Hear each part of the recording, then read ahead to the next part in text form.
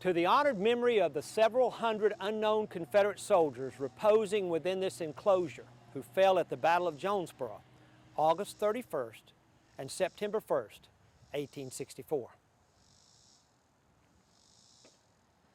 There's something a little bit wrong about that marker. Many of them were known. You see, in 1872, Stephen Carnes was hired by the state of Georgia to go through the battlefields all around the town and in the town. As one young lady, Miss Haynes, said, we lived in a cemetery from 1864 to 1872 because the soldiers were buried where they fell.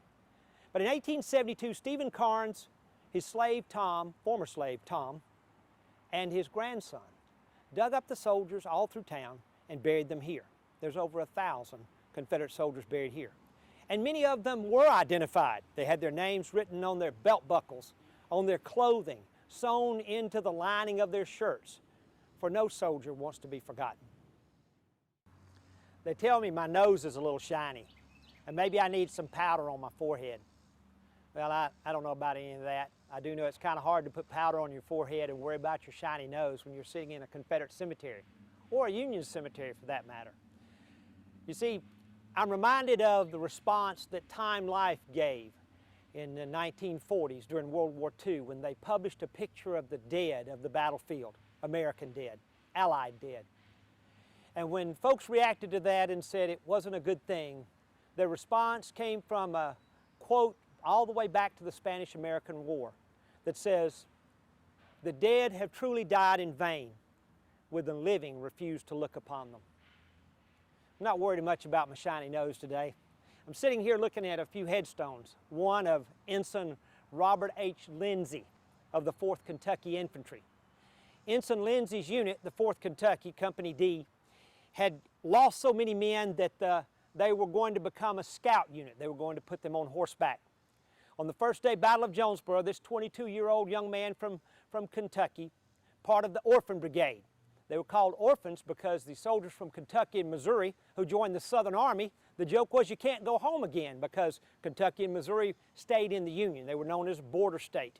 And so the orphans, as they called themselves, who couldn't go home again, fought through the Atlanta campaign and actually had more casualties than they ever had people on the roll because they kept coming back to fight. Well, Ensign Lindsay was part of that group, and on August 31st, 1864, the first day Battle of Jonesboro, he was shot down.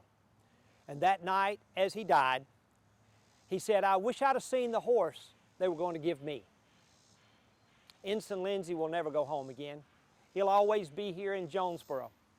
And every time I'm here, I think about Lindsay and the others, and I think about that quote, that the dead have truly died in vain when the living refuse to look upon them. On the back of Lindsay's headstone are a few more words.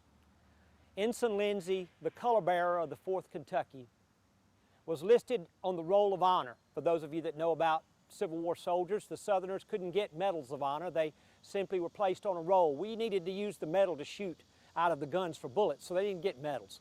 But he got the Roll of Honor, equivalent to the Medal of Honor, twice. On the back of his headstone there, it says, "Roll of Honor at Chickamauga and Murfreesboro." And the last line says, "An orphan still." For Lindsay, like many others of these soldiers from all across the country, will never go home again. Now today there are headstones, pointed headstones, with names on them. Those are here because individuals, families, organizations who had information about the dead of Jonesboro have come forward and said, we know they're buried here based on documentation.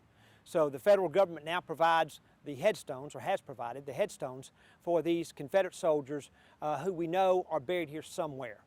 Today, that headstone that you see with the name on it will not be over a particular grave. It just represents that the grave is here somewhere.